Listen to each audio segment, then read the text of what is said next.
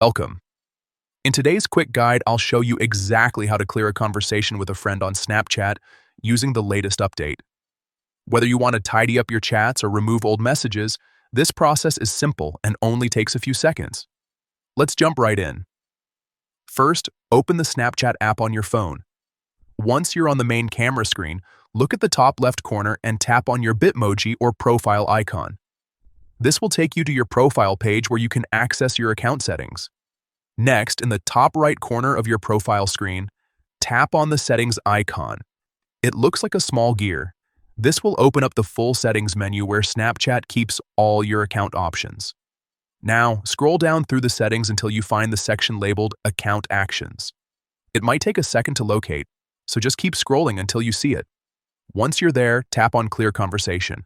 This option lets you manage and remove conversations from your chat list without deleting your friends.